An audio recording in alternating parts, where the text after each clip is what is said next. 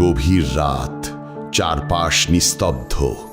এমন এক নিস্তব্ধতা যা আপনার কানের পর্দায় চাপ সৃষ্টি করে। আর সেই নিস্তব্ধতাকে চিরে যখন হঠাৎ ভেসে আসে একটি সুর, আপনার হৃৎপিণ্ড কি দ্রুত ছন্দে নেচে ওঠে না? একটি মিষ্টি সুর যা পরিচিত, অথচ তার আড়ালে লুকিয়ে আছে এক অচেনা আতঙ্ক। এই সুর কি শুধু একটি গান, নাকি এটি এক ভয়াবহ আমন্ত্রণ, এক জীবন মৃত্যুর খেলার প্রথম বাজনা? কল্পনা করুন, আপনি এক অন্ধকূপের গভীরে বন্দী। আপনার চারপাশের দেওয়ালগুলো স্যাঁতসেঁতে, আর প্রতি ইঞ্চিতে মিশে আছে না বলা অনেক গল্প। আপনি জানেন না আপনি এখানে কেন, কে আপনাকে টেনে এনেছে এই বীভৎস খেলার মাঝে।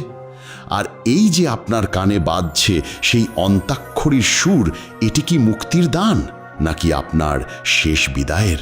প্রতিটি শব্দ, প্রতিটি লাইন যেন আপনার স্নায়ুতন্ত্রকে ছিঁড়ে ফেলছে। আপনার মনে প্রশ্ন জাগছে, এই নিষ্ঠুর খেলার নিয়ম কি? এর পরের চালটা কি হবে?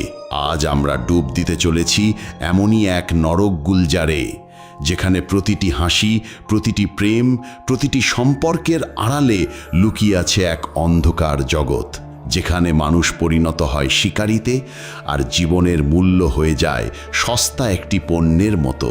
একটি ডার্ক ক্রাইম সাসপেন্স থ্রিলার, যেখানে সাইকো কিলিংয়ের হিমশীতল স্পর্শ আপনার আত্মাকে বিদ্ধ করবে। এই খেলায় কে জেতে আর কে হারে তা বোঝা যায় না, যতক্ষণ না শেষ রক্তবিন্দুটি মাটিতে মিশে যায়। আপনার মনে প্রশ্ন জাগবে, সত্যিই কি পৃথিবীতে কোনো ন্যায় আছে, নাকি ভয় আর হিংসা মানুষকে চিরতরে গ্রাস করে নেয়? আপনি কি প্রস্তুত এই অন্ধকার যাত্রার সঙ্গী হতে, যেখানে প্রতিটি দৃশ্য আপনাকে অস্বস্তিতে ফেলবে, প্রতিটি সংলাপ আপনাকে ভাবাবে, এরপর কি আমি নিরাপদ? আপনার মনে কি ভয় জাগছে? যদি জাগে, তাহলে বুঝবেন আপনি সঠিক জায়গায় এসেছেন, কারণ এই গল্প আপনার ঘুম কেড়ে নিতে আসছে। চোখ রাখুন সেই ভয়াল জগতে, যেখানে অন্তাক্ষরী শুধু একটি খেলা নয়, এটি এক অতল গহ্বর। সাবধান, এই ভিডিও আপনার মনে দীর্ঘস্থায়ী দাগ ফেলতে পারে।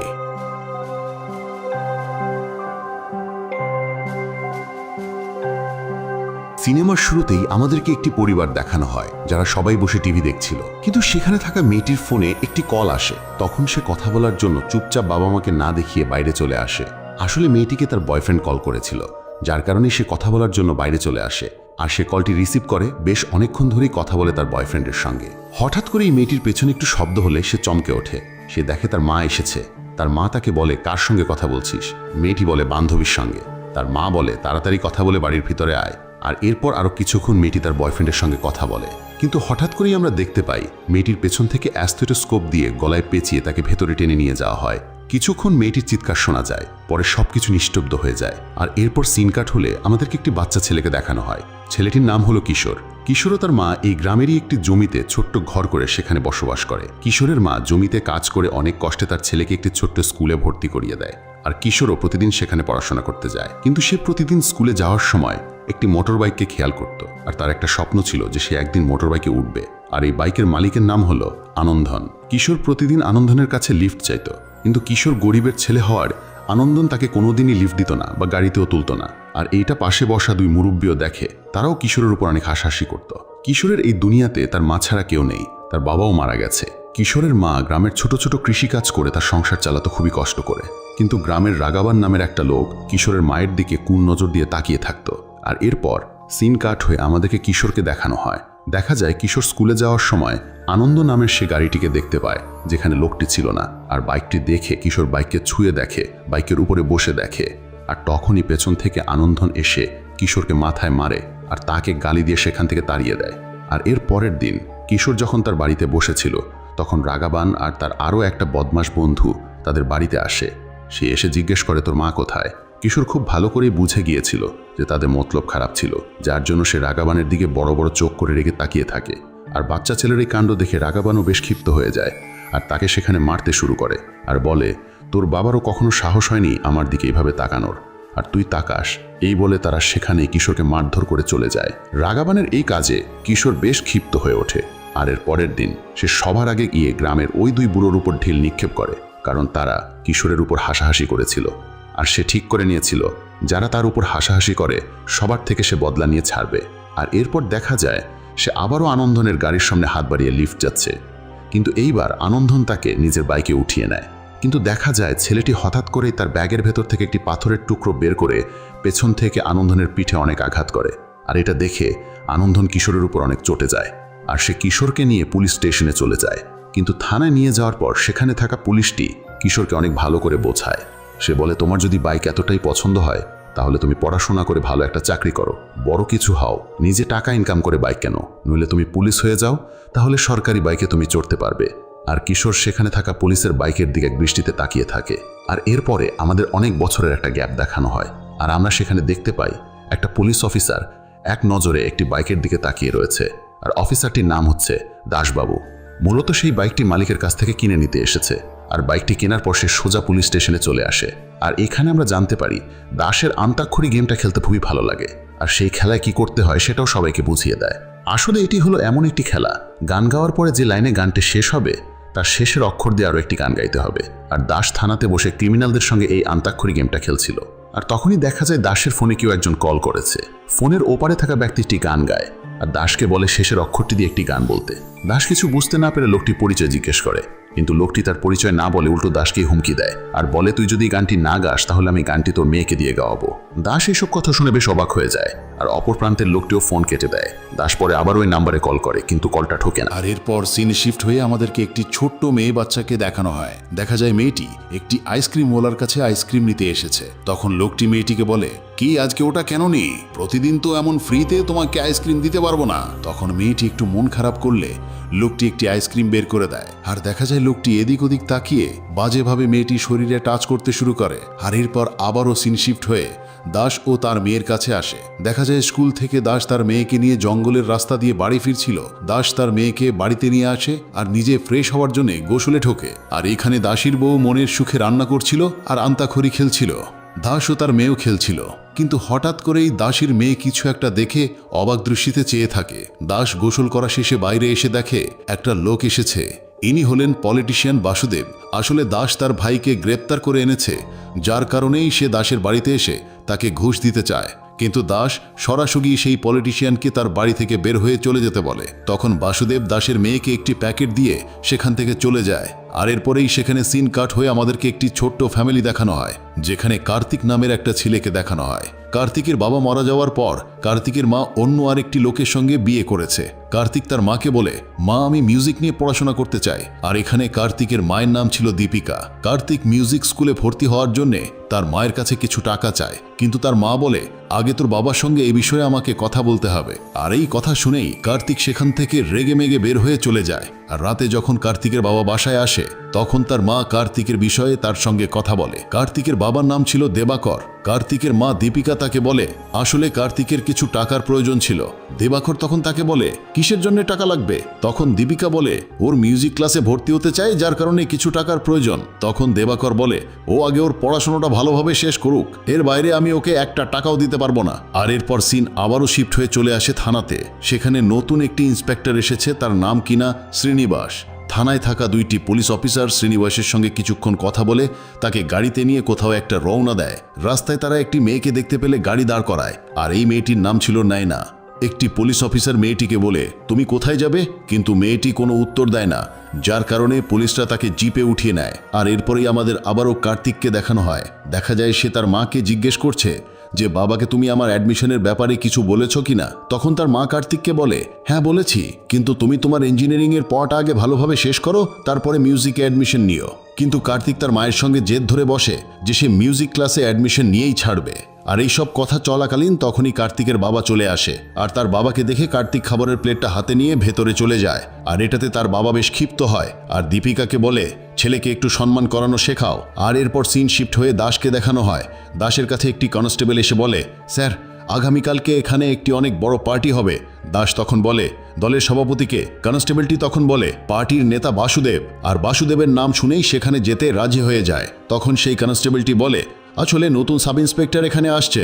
আর এই কথা শুনে দাস সেখানে আর যায় না। আর এরপরেই আমাদেরকে দাসের মেয়েকে দেখানো হয় যে কিনা স্কুল থেকে জঙ্গলের রাস্তা দিয়ে বাড়ি ফিরছিল।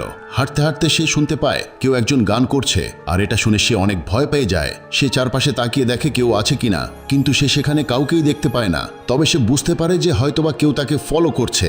সে কিছু একটা ভেবে দৌড় দেয়, আর তখনই আমরা দেখতে পাই জঙ্গলের ভেতরে তার সঙ্গে সঙ্গে আরও একটি লোক দৌড়াচ্ছে, যে কিনা মেয়েটিকে ধরতে চেষ্টা করছে। লোকটির মাথায় একটি প্যাকেট ছিল, যার কারণে তার চেহারা দেখা যাচ্ছিল না, আর হাতে ছিল একটি অ্যাস্থেটোস্কোপ। দাসের মেয়ে প্রচণ্ড ভয় পেয়ে যায়, আর বাড়ির কাছাকাছি আসতেই সে জোরে জোরে তার মাকে ডাকতে শুরু করে। আর তখনই আমরা দেখতে পাই মেয়েটির মা তার আওয়াজ শুনে দৌড়ে বাইরে এসে দেখে কেউ তার মেয়েকে মারার চেষ্টা করছে। চিত্রা তার মেয়েটিকে বাঁচানোর জন্য জোরে জোরে চিৎকার করতে করতে কাছে আসতে লোকটি মেয়েটিকে ছেড়ে দিয়ে পালিয়ে চলে যায়। আর এই খবরটা দাস পাওয়ার সঙ্গে সঙ্গেই বাসায় চলে আসে। সে দেখে তার বউ অনেক কান্নাকাটি করছে তার মেয়েকে নিয়ে। দাস তার ওয়াইফকে বলে, তুমি একদমই চিন্তা করো না, সবকিছু ঠিক হয়ে যাবে। আর এই খবরটি যখন দাসের পুলিশ স্টেশনে যায়, তখন দুজন পুলিশ অফিসারও দাসের বাড়িতে চলে আসে। এরপর দেখা যায় দাস জঙ্গলের ভেতরে এদিক ওদিক খোঁজাখুঁজি করছে। সে খুঁজতে খুঁজতে সেই প্যাকেটটি পেয়ে যায়, যেটা দিয়ে ওই কিলারটি মাস্ক বানিয়েছিল। আর এই প্যাকেটটা দেখে দাস মনে করে এটা হয়তোবা বাসুদেব করেছে, কারণ এরকমই একটা প্যাকেটে করে দাসের মেয়েকে সেই দিন বাসুদেব একটি উপহার দিয়েছিল। আর তখনই সে তাড়াতাড়ি বাসুদেবের বাড়িতে চলে আসে, আর বাসুদেবকে রেগে মেগে বলে, যদি বদলা নিতে চাও আমার থেকে নাও, আমার মেয়েকে কেন এর মধ্যে জড়াচ্ছ? বাসুদেব তখন বলে, আমি একজন এমন মানুষ যে সবকিছু সামনাসামনি করি, পেছন থেকে নয়। আর তোমাকে যদি কিছু করারই হতো, অনেক আগেই তো তোমাকে এখান থেকে আমি বদলে অন্য জায়গায় দিতে পারতাম। দাস তখন মেজাজ হারিয়ে বাসুদেবকে বলে, আমি যেমন পুলিশ অফিসার তেমন একটি মেয়ের বাবাও, তাই আমার মেয়েকে যদি কিছু করো আমি তোমাদের কাউকে ছেড়ে দেব না। আর এইটা বলে দাস সেখান থেকে চলে যায়। এরপর দাস বাসায় এসে তার মেয়েকে দেখে। তখন চিত্রা বলে, সত্যি কি এই সবকিছু বাসুদেব করেছে? তখন দাস বলে, আমি একদম শিওর যে সে এই কাজটা করেছে আমার উপর বদলা নেওয়ার জন্য। আর তখনই দাসকে কেউ একজন ফোন করে। দাস ফোনটা ধরলে দেখা যায় বড় অফিসার ফোন করেছে। সে দাসকে তার মেয়ের ব্যাপারে জিজ্ঞেস করে যে তার মেয়ে এখন কেমন আছে। দাস তখন বলে, হ্যাঁ স্যার, এখন আমার মেয়ে একটু ঠিক আছে। ওই অফিসারটি তখন দাসকে বলে, তোমার কি কারো উপরে সন্দেহ হয় কে এই কাজটি করতে পারে? দাস তখন বলে, না স্যার, এখনো আমি কারো উপরে সন্দেহ করতে পারছি না। বড় অফিসারটি তখন দাসকে বলে, কাউকে যদি সন্দেহ নাই করো তাহলে তুমি বাসুদেবের বাড়িতে কেন গিয়েছিলে? দাস তখন বলে, আসলে স্যার, সে গত রাতে এসে আমাকে হুমকি দিয়ে গিয়েছিল যে সে আমার উপর বদলা নেবে, তাই আমি তার বাড়িতে গিয়েছিলাম। তখন অফিসারটি বলে, এই কথা তুমি আমাকে আগে জানাওনি কেন? দাস তখন বলে, আচ্ছা স্যার, তাহলে আমি এখন কি করব? অফিসারটি বলে, তুমি ভালো করে সবকিছু তদন্ত করে দেখো। তখন দাস বলে, আচ্ছা স্যার, ঠিক আছে। এই বলে সে ফোনটা কেটে দেয়। আর এরপর আমাদের সেই নয়না নামের মেয়েটিকে দেখানো হয়। সে বসে থেকে দেখতে পায় একটি মেয়েকে একটি আইসক্রিমওয়ালা আইসক্রিম দিচ্ছে। তখন সে কিছু একটা সন্দেহ করে নিচে নেমে আসে। বাইরে এসে সে দেখে সেই মেয়েটির সঙ্গে তার ভাইও রয়েছে। আসলে আমাদেরকে সেই ছোট্টবেলার যে আইসক্রিম নিতে যাওয়া মেয়েটিকে দেখানো হয়, নয়নাই সেই মেয়েটি। সেই আইসক্রিমওয়ালা নয়নার সঙ্গে খারাপ কাজ করার পর থেকেই সে কোনো আইসক্রিমওয়ালাকে দেখলেই ভয় পেয়ে যেত। নয়নাদের বাড়ি যেহেতু কার্তিকের বাড়ির সামনেই ছিল, তাই কার্তিক আর নয়নার মধ্যে খুব ভালো একটা বন্ধুত্ব হয়ে যায়। আর সেখানেই আমরা জানতে পারি যে নয়না কথা বলতে পারে না। আর এরপর দেখা যায় শ্রীনিবাস এসে দাসকে বলে যে স্যার, আমরা ওই নাম্বারটিকে ট্রেস করে ফেলেছি। আসলে সেই দিন যেই নাম্বার থেকে ফোন করে দাসকে আন্তাক করে খেলতে বলা হয়েছিল, সেই নাম্বারটিকে তারা ট্রেস করেছে। শ্রীনিবাস বলে, এখন সেই নাম্বারটি একটি মুরগির ফার্মে অবস্থান করছে, যার কারণে দাস আর শ্রীনিবাস বাইকে করে সেই মুরগির ফার্মে চলে যায়। সেখানে গিয়ে তারা অনেক খোঁজাখুঁজি করে চারপাশে, কিন্তু কাউকেই দেখতে পায় না, যার কারণে দাস ওই নাম্বারটিতে আবারও ফোন করে। তারা শুনতে পায় ফোনটির রিংটোন আশেপাশেই রয়েছে, আর তারা দেখে ফোনটা সেখানে চার্জে ঝোলানো রয়েছে।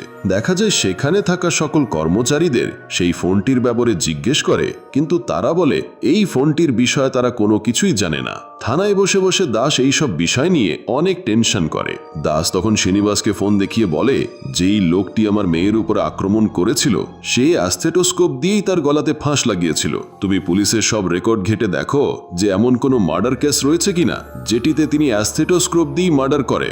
দেখা যায় শ্রীনিবাস সেই রেকর্ডগুলো ঘেটে দাসকে ফোন করে, স্যার, আপনি ঠিকই বলেছিলেন, এমন দুটো কেস রয়েছে যেখানে অ্যাস্থেটোস্কোপ দিয়ে মার্ডার করা হয়েছে, আর যাদের মার্ডার করা হয়েছে সে বাচ্চাগুলো দুটোর বয়সও আপনার মেয়ের বয়সের মতনই হবে। এদের মধ্যে একজনের নাম হলো কবিতা, যার মার্ডার মাত্র কয়েক বছর আগেই হয়েছে, আর আরেকজনের নাম হলো আনিয়া, যার মার্ডার কিনা অনেক কয়েক বছর আগে হয়েছে। আর এইসব শুনে দাস ভীষণ টেনশনে পড়ে যায়। দাস তখন কাবিতার বাড়িতে ফোন দেয়, আর আমরা দেখতে পাই এটা হলো সেই কাবিতা যাকে সিনেমার শুরুতেই আমরা খুন হতে দেখেছিলাম।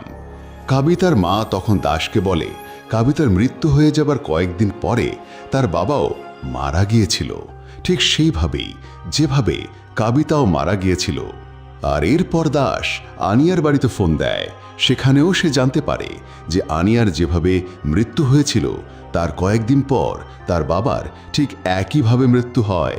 দাস তখন শ্রীনিবাসকে ফোন করে দুটো কেসের ব্যাপারে বলে, আর সে আরও বলে আমার মনে হয় এই দুই কেসের মধ্যে অনেক গভীর সম্পর্ক রয়েছে। শ্রীনিবাস, তুমি এটা কাজ করো, এরকম যদি আরও কোনো কেস থেকে থাকে তাহলে তুমি সেই ফাইলটা আমার কাছে নিয়ে এসো। শ্রীনিবাসও ঠিক তাই করে। এই রকম যতগুলো কেস ছিল তার সবগুলো রেকর্ডই সে দাসকে নিয়ে এসে দেয়। দাস থানায় বসে বসে এই সবগুলো রিপোর্ট খুব মনোযোগ দিয়ে দেখতে থাকে। দাস সেখানে দুইটি নাম খুব ভালোভাবে লক্ষ্য করে, দীপিকা আর দিবাকর। দাস তখন শ্রীনিবাসকে বলে আমার কেন জানি মনে হচ্ছে এই দুইটা নাম আমি কোথাও শুনেছি, কিন্তু সে মনে করতে পারে না। আর আমরা সিনেমার আগে গিয়ে জানতে পারবো যে দাস এই দুইটি নাম কোথায় শুনেছে। আর দাস তখন দেখতে পায় একটি কেস তাদের বড় অফিসার জয়চন্দ্রন হ্যান্ডেল করেছিল, তাই তারা দুজনে মিলে সেই অফিসারটির কাছে যায়। তারা ভেবেছিল হয়তোবা জয়চন্দ্রনের কাছ থেকে কোনো তথ্য পাওয়া যাবে, কিন্তু এখানে উল্টোটাই হয়। জয়চন্দ্রন এসব কিছু শুনে উল্টো দাসদের উপর ক্ষিপ্ত হয়ে যায় আর বলে তোমরা কি প্রমাণ করতে চাইছো যে আমি ভুলভাল ইনভেস্টিগেশন করেছি, যার কারণে এই কেসটি রিওপেন করে আমার বদনাম করতে চাইছো। সে রেগে মেগে তাদের দুজনকে অফিস থেকে তাড়িয়ে দেয়। অন্যদিকে আমরা কার্তিকের বোনকে দেখতে পাই। সে তার পোষা বিড়ালটিকে খুঁজছিল। বিড়ালটিকে খুঁজতে খুঁজতে সে সেখানে থাকায় একটি পুরনো ঘরের ভেতরে চলে যায়। সেখানে সে কিছু একটা দেখে ভয় পেয়ে দৌড়াতে শুরু করে, আর দৌড়াতে গিয়ে সে দাসের সামনে পড়ে যায়। দাস তখন মেয়েটিকে জিজ্ঞেস করে কি হয়েছে তোমার। মেয়েটি তখন সেই ঘরের দিকে আঙুল দিয়ে দেখিয়ে দেয় আর দৌড় দিয়ে সেখান থেকে পালিয়ে যায়। সেই ঘরের ভেতরে কি এমন রয়েছে সেটা দেখার জন্য দাস ঘরের ভেতরে যায়, আর সে দেখতে পায় মেয়েটির বিড়ালটিকে কেউ ঝুলিয়ে রেখেছে। দাস তখন ঘরের এদিক ওদিক খুঁজতে শুরু করে, আর সে দেখতে পায় নায়না সেখানে লুকিয়ে রয়েছে। আর সে হুট করে দাসকে ধাক্কা দিয়ে সেখান থেকে দৌড়ে পালিয়ে যায়। আর এটা দেখে দাস ও নায়নার পেছন পেছন দৌড়তে শুরু করে। আসলে এখানে নায়না কার্তিকের বোনের সঙ্গে এসেছিল তার বিড়ালটি খুঁজতে। অনেকক্ষণ দৌড়দৌড়ির পর দাস নায়নাকে ধরে ফেলে, আর নায়না অনেক চিৎকার করতে থাকে। আর আমরা দেখতে পাই দূর থেকে দাস আর নায়নার এই সব কিছুই ভিডিও করছিল বাসুদেবানের লোক। আর এরপর দাসের উপর বদলা নেবার জন্য বাসুদেবান এই ভিডিওটা নিউজ চ্যানেলে দিয়ে দেয়। আর এই সব কিছু দেখে জয়চন্দ্রন দাসের উপর অনেক রেগে যায়। সে দাসকে ডেকে এনে কয়েকদিনের জন্য সাসপেন্ড করে দেয়। কিন্তু দাস এই কেসটাকে এইভাবেই ছেড়ে দিতে চায় না, কারণ এখানে প্রশ্ন হচ্ছে তার ফ্যামিলির আর তার মেয়ের উপরেই তো প্রথম অ্যাটাক করা হয়েছিল, যার কারণে সে সেই মার্ডার হওয়া ফাইলগুলোকে আবারও ভালোভাবে মনোযোগ দিয়ে চেক করা শুরু করে। খুঁজতে খুঁজতে দাস সেখানে তার কাজের কিছু পেয়ে যায়, আর সে শ্রীনিবাসকে ফোন করে তার বাড়িতে আসতে বলে। দাস তখন শ্রীনিবাসকে বলে যে সকল মার্ডার হয়েছে তাদের সঙ্গে আমারও একটা কানেকশন রয়েছে, আর সেটা হলো আমার নতুন কেনা এই গাড়িটি। দাস আরও বলে ৩৫ বছরে মোট ১২টি মার্ডার রয়েছে, আর সেই সব লোকদেরই মার্ডার হয়েছে যারা কিনা এই বুলেট গাড়িটির মালিক ছিল। আর দাস এই সব কিছু জানতে পেরেছে কার্তিকের বাবা মনিল ফাইলটা দেখে, কারণ দাসের আগে এই বাইকটির মালিক ছিল কার্তিকের বাবা মনি, যার পর কার্তিকের মা আবারও বিয়ে করে নেয়। আর এই বাইকটি তাদের কোনো কাজে না আসায় তারা এই বাইকটি আমার কাছে বিক্রি করে দেয়। আর যার যার কাছে এই বাইকটি থাকে প্রথমে তার মেয়ে বা ছেলে মারা যায়, আর তারপরে গাড়ির মালিক নিজেও মারা যায়, যার জন্যই কিলার সেদিন আমার মেয়ের উপরে অ্যাটাক করেছিল। আসলে এই সব কিছু কেন হচ্ছে, খুনগুলোর পেছনে কারণই বা কি, সব জানতে হলে আমাদেরকে আগে খুঁজে বের করতে হবে এই গাড়িটির প্রথম মালিককে। আর এরপর সিন চলে যায় ফ্ল্যাশব্যাকে। আমাদের সেই দিনটাকে দেখানো হয় যেদিন কিশোর আনন্দানকে পিঠে মেরেছিল পাথর দিয়ে। পুলিশ যেহেতু কিশোরের কোনো বিচার করেনি, তাই আনন্দান কিশোরের উপর অনেক বেশি ক্ষেপেছিল। আর তখন এরই সুযোগ নিয়ে আনন্দানের সঙ্গে যুক্ত হয়েছিল রাঘাবান। তখন তারা ঠিক করে এর প্রতিশোধ কিশোরের থেকে নিয়েই ছাড়বে। আর তারা সেই বাইকটিতে করে কিশোরের বাড়িতে চলে আসে। সেখানে গিয়ে আনন্দান আর রাঘাবান দুজনেই মিলেই কিশোরকে অনেক মারধর করে। আনন্দান কিশোরকে মেরে একটি গাছের গুড়ি তার মুখের ভেতরে দিয়ে দেয়। আর অন্যদিকে রাঘাবান চলে যায় কিশোরের মায়ের কাছে। রাঘাবান কিশোরের মায়ের সঙ্গে জোর জবরদস্তি করতে শুরু করে। সে একটি অ্যাস্থেটোস্কোপ তার মুখের ভেতরে দিয়ে দেয় যাতে সে চিৎকার করতে না পারে, যার কারণে তার নিঃশ্বাস বন্ধ হয়ে যায় আর কিশোরের মা সেখানেই মারা যায়। আর কিশোর আর তার মাকে সেইভাবেই রেখে তারা দুজন সেখান থেকে চলে যায়। কিশোরের হুঁশ আসলে সে তার মায়ের পাশে বসে অনেক কান্না করে, কারণ তারা দুজন বিনা দোষেই কিশোরের মাকে মেরে ফেলেছে। সে ঠিক করে যারা তাদের মাকে মেরেছে তাদেরকেও সে মেরে ফেলবে, যার জন্যই সে এক হাতে ছুরি আর আরেক হাতে অ্যাস্টেটোস্কোপ নিয়ে দৌড়ে তাদের বাড়ির দিকে যায়। কিন্তু সে আনন্দানের বাড়িতে গিয়ে দেখে বাইক অ্যাক্সিডেন্ট করে আনন্দান ও তার বাবা দুজনেই মারা গেছে। আর এইটা দেখে কিশোরের প্রচণ্ড রাগ হয়, কারণ সে নিজের হাতে তাদেরকে মারতে পারেনি। আর কিশোর রেগে মেগে চিতার উপরে গিয়ে কোপাতে শুরু করে। আর এটা দেখে আশেপাশের সবাই কিশোরকে আটকায়। আর দাসকে এই সব কিছু বলছিল সেই পুলিশ অফিসারটি, যে কিনা ওই দিন কিশোরকে পানিশমেন্ট না দিয়ে তাকে ভালোভাবে বুঝিয়েছিল। দাস তখন জিজ্ঞেস করে বাচ্চাটির নাম কি ছিল। তখন ওই অফিসারটি বলে কিশোর। যেহেতু ঘটনাটি অনেক বছর আগের, তাই কিশোর এখন অনেক বড় হয়ে গেছে। দাস এই সব কিছু নিয়ে একটি মানসিক ডক্টরের কাছে যায়। সে সব কিছু খুলে বললে ডাক্তারটি বলে আসলে এই বাইকটি যেই কিনে নিচ্ছে, কিশোর ভাবছে হয়তোবা সেই তার মাকে মেরে ফেলেছে, কারণ সে প্রচণ্ড মানসিক আঘাতের কারণে সাইকো কিলারের রূপ নিয়েছে।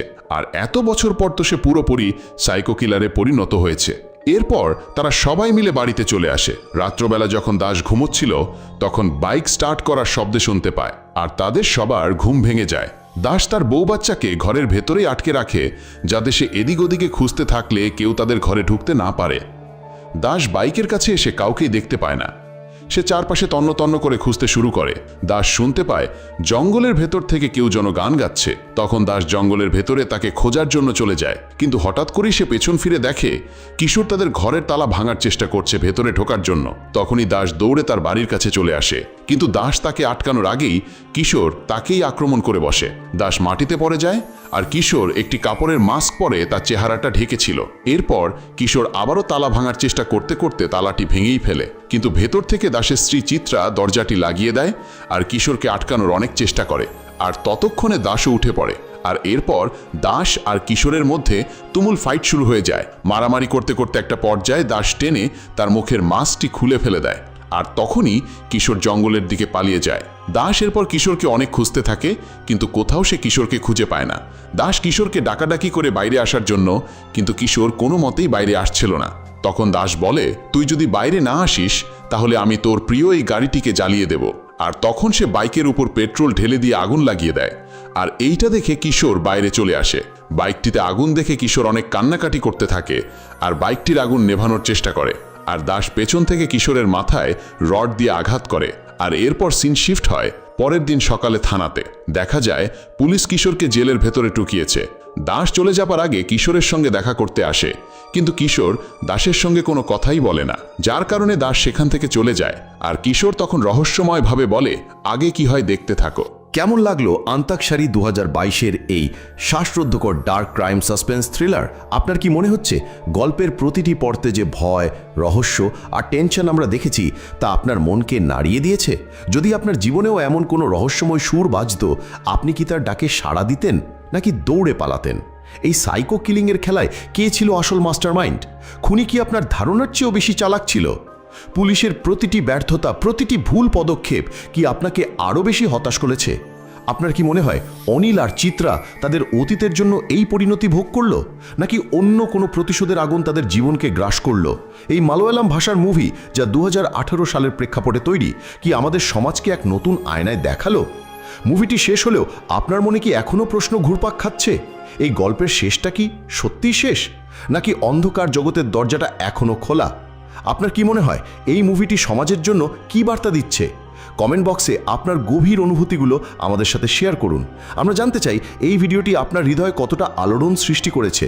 যদি এই ভিডিওটি আপনার স্নায়ুতে চরম চাপ সৃষ্টি করতে পারে তাহলে অবশ্যই একটি লাইক দিন। আপনার বন্ধুদের সাথে শেয়ার করুন যারা এমন ভয়াবহ গল্প ভালোবাসে। আর ভবিষ্যতে এরকম আরও রহস্যময় এবং শিহরণ জাগানো মুভি এক্সপ্লেন পেতে আমাদের চ্যানেলটি সাবস্ক্রাইব করে বেল আইকনটি ক্লিক করে রাখুন। মনে রাখবেন, রাত গভীর হচ্ছে আর আপনার চারপাশে ছায়াগুলো হয়তো আপনার দিকেই এগিয়ে আসছে।